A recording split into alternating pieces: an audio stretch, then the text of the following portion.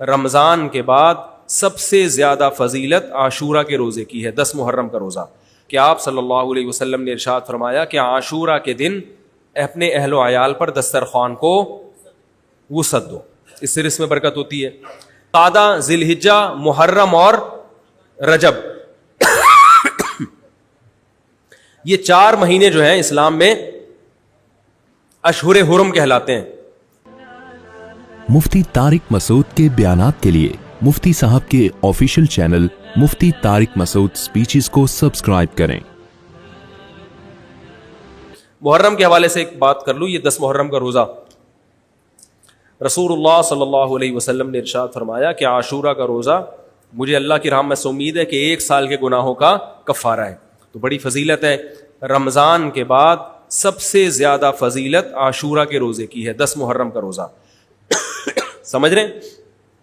محرم میں ہمیں شریعت نے کیا کرنے کا حکم دیا ہے، اسلام کیا کہتا ہے؟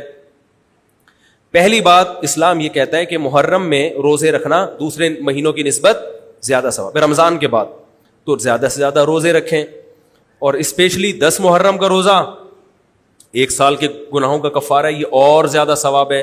پورے محرم نہیں رکھے جاتے تو کیا کرنا ہے؟ 10 محرم کا رکھنا ہے۔ حدیث میں آتا ہے کہ آپ نے حکم دیا 2 روزے ملا کے رکھو، کیونکہ یہودی جو تھے وہ 1 روزہ رکھتے تھے، صحیح ہے نا؟ تو یہودیوں سے مشابہت سے بچنے کے لیے ہمیں حکم دیا کہ اس کے ساتھ 1 اور روزہ ملائیں۔ تو علماء یہ کہتے ہیں کہ آج کل یہودی 10 محرم کا روزہ نہیں رکھتے، تو اب مشابہت ختم ہو گئی ہے۔ تو اگر کوئی 9، 10 یا 10، 11 کا رکھ لے تو اچھی بات ہے، نہیں تو صرف 10 محرم کا بھی رکھ لے تو بھی انشاءاللہ پورا ثواب ملے گا، کیونکہ اب اس میں مشابہت رہی نہیں ہے۔ سمجھ رہے ہیں کہ نہیں سمجھ رہے؟ یہ کرنے کا کام ہے۔ دوسرا کام، محرم میں گناہ دوسرے مہینوں کی نسبت زیادہ، اس کی قباحت زیادہ بڑھ جاتی ہے، کیونکہ 4 مہینے محترم ہیں، شوال، ذی قعدہ، ذی الحجہ، محرم اور رجب،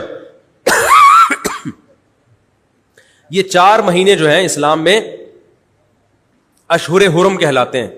قرآن کہہ رہا ہے فَلَا تَظْلِمُوا فِيهِنَّ أَنفُسَكُمْ، اس میں اپنی جانوں پہ ظلم مت کرو۔ یہ ماتم کرنا بھی تو ظلم ہے نا اپنی جان پہ، تو اللہ نے فرمایا ان 4 مہینوں میں اپنی جان پہ ظلم مت کرو۔ کسی بھی طرح سے ظلم ہو، جسمانی ظلم ہو، روحانی ظلم ہو۔ جسمانی ظلم ماتم کر کے بھی ہو سکتا ہے، اور انگاروں پہ چل کے بھی ہو سکتا ہے، اپنے آپ کو پیٹ کے بھی ہو سکتا ہے۔ روحانی ظلم کیا ہے؟ گناہ کر کا، تو نہ گناہ کرنے کی اجازت، نہ کسی اور طرح سے۔ عام مہینوں میں بھی ظلم کی اجازت نہیں ہے، نہ اپنے اوپر اور نہ کسی اور پر، تو ان 4 مہینوں میں ظلم کی نوعیت بڑھ جاتی ہے۔ سمجھ رہے ہیں؟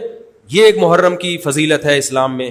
اور تیسری فضیلت جو محرم کی، جو بعض روایات سے ثابت ہے، یعنی جو فضیلت تو نہیں کہیں گے اس کو، جو محرم میں کرنے کا کام ہے، وہ بعض احادیث میں آتا ہے کہ آپ صلی اللہ علیہ وسلم نے ارشاد فرمایا کہ عاشورہ کے دن اپنے اہل و عیال پر دسترخوان کو وسعت دو، اس سے رزق میں برکت ہوتی ہے۔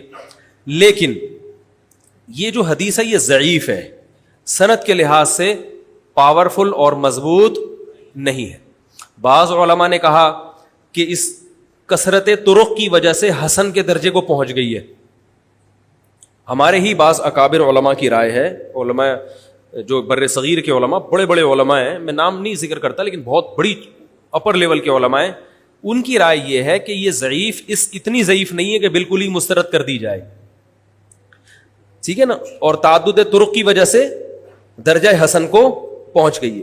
علامہ ابن تیمیہ رحمہ اللہ تعالی، جن کو سعودی عرب میں بہت فالو کیا جاتا ہے، ان کی رائے اور سلفی علماء کی رائے، جو سعودی عرب کے العثیمین، بن باز وغیرہ تھے، ان کی رائے یہ کہ یہ حدیث بالکل صحیح نہیں ہے، اور اس کی کوئی حیثیت نہیں ہے کہ دسترخوان کو وسیع کیا جائے اور عاشورہ کے دن کھانا کھلایا جائے۔ سمجھ رہے کہ نہیں سمجھ رہے؟ لیکن جو دوسری طرف معتدل علماء، معتدل سے مراد میں ان کو برا نہیں کہہ رہا، لیکن وہ انہوں نے حدیث کی جو اگر آپ سندوں کی تحقیق کریں گے تو اس کو بالکل من گھڑت قرار دینا درست نہیں ہے۔ اگر سندوں کی تحقیق کریں گے تو ایسا معلوم ہوتا ہے کہ علامہ ابن تیمیہ رحمہ اللہ تعالی، جو ہمارے لیے قابل احترام ہے، انہوں نے اس حدیث کو رد کرنے میں تھوڑا مبالغہ سے کام لیا، غلو کیا ہے۔ ایسا نہیں ہے کہ بالکل ہی اس کی کوئی ویلیو نہیں ہے، تو ضعیف روایتیں ہیں لیکن کثرت طرق کی وجہ سے درجہ حسن کو پہنچ گئی ہے. سمجھ رہے کہ نہیں سمجھ رہے؟ اس وجہ سے بعض علماء کی رائے بلکہ جمہور کی رائے یہی ہے کہ محرم میں اگر کوئی اپنے بچوں کو جمع کر کے اچھا کھانا کھلا دیتا ہے 10 محرم کو, اور یہ حلیم شاید یہیں سے نکلا ہے, میں شاید یہیں سے نکلا ہے کہ یوں وہ اچھا کھانا ہو جائے گا, تو وہ کہتے ہیں کوئی حرج نہیں ہے. لیکن ایک بات جو دوسرے علماء کہتے ہیں, جو میری بھی سمجھ میں آتا ہے, بلکہ میں نے پہلے کہیں پڑھا تو نہیں, میرا دماغ اس طرف گیا, لیکن اس کی تائید میں علماء کے فتاوی مل گئے. دیکھو اگر کوئی حدیث ضعیف ہو یا حسن ہو تو صرف حسن ہونا کافی نہیں ہے, یہ دیکھا جائے گا کہ یہ دوسری صحیح حدیثوں سے ٹکرا تو نہیں رہی ہے. یہ بھی ایک فقہ کا اصول ہے کہ اگر ایک کمزور چیز ہے لیکن وہ طاقتور دلیل سے ٹکرا رہی ہے تو پھر اس کمزور چیز کو بالکل رد کیا جائے گا. تو عاشورہ کے دن روزہ رکھنے کا حکم ہے, یہ بالکل بخاری مسلم کی صحیح حدیث سے ثابت ہے. اور جو کھانا کھلانے والی روایت ہے وہ اس ٹکر کی نہیں, اس کو تو ابن تیمیہ جیسے محقق نے بالکل ہی کالعدم قرار دے دیا, بعض عرب علماء نے بھی بالکل کالعدم قرار دے دیا, اگرچہ ہماری رائے ہے کہ بالکل کالعدم نہیں ہے, لیکن بہرحال اس میں محدثین کا بڑا اختلاف ہوا ہے. جبکہ روزہ رکھنے والی جو روایات ہیں وہ بالکل بے غبار ہیں, ان کو سب صحیح مانتے ہیں. تو کھانا کھلانا اور روزہ جمع بولو بھائی نہیں ہو سکتا, اس لیے کہ اگر وہ روزے کا دن ہے تو کھانے کا دن نہیں ہے, کھانے کا دن ہے تو روزے کا نہیں. ابن تیمیہ رحمہ اللہ تعالیٰ کی رائے یہ ہے کہ بعض لوگوں نے شیعہ کی مخالفت میں غلو کیا ہے.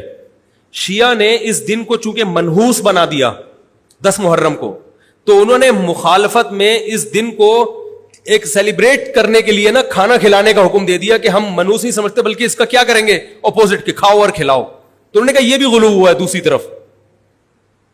بھائی منحوس نہیں ہے, مبارک ہے ہماری نظر میں, لیکن اتنا مبارک کہ اس میں کھانا کھلانا اور یعنی عید والا عنصر کھانا کھلانا تو عید کے دن ہوتا ہے نا, تو عید نہیں ہے بہرحال.